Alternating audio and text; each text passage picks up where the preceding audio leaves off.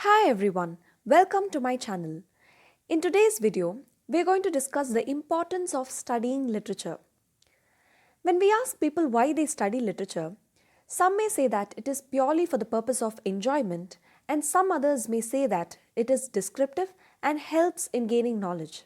But for many of us, the question of what is literature still remains unanswered. The reason behind this is most of the time it becomes impossible to give a clear cut definition for literature. Since it is difficult to define literature, let's understand the meaning of literature by discussing its essential qualities. In his book, English Literature, Its History and Its Significance for the Life of English Speaking World, William J. Long lays down certain essential qualities that every literature should possess. The first essential quality of literature is being artistic. Art is the expression of life. It reflects truth and beauty that is present in this world. Most of the time, the beauty that is present around us remains unnoticed to our eyes. Therefore, literature, which is artistic in nature, should be a kind of revelation of that beauty that is unnoticed.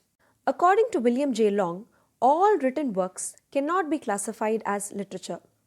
Since literature is the art that expresses life in words, it holds a higher position. Even if there are so many buildings, only a few are considered as architecture. Similarly, William J. Long says that there are many writers, but only a few artists. The next essential quality of literature is to appeal to the emotions and imagination of the readers. Literature should not instruct the readers, but it should create a sense of delight in them. It should create a pleasant feel for the readers and make them enter the realm of fancy. Next comes the quality of permanence, where we understand that the world does not let any beautiful thing perish so easily. Even before the arrival of printing press, people have preserved the parchments that had writings on it. When we talk about the permanence of literature, we need to consider the universality of it. Every piece of literature should be universal by appealing to a wider range of audience.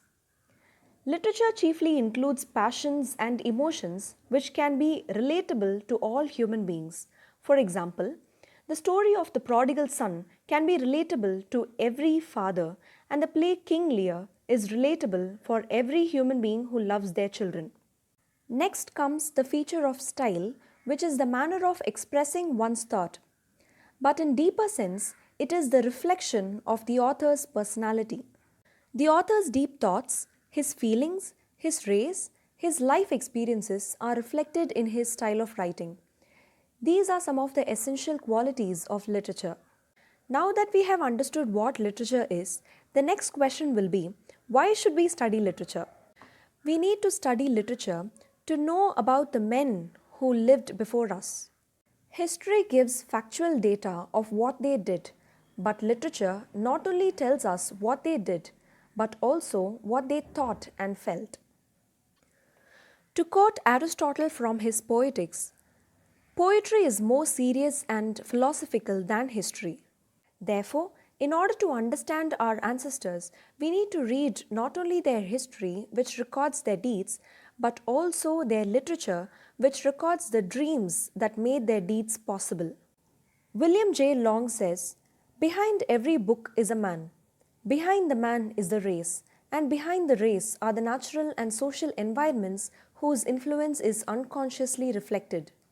Therefore, studying literature is one of the most important and delightful thing that every human being must experience. That's all for today. Subscribe to this channel for more videos.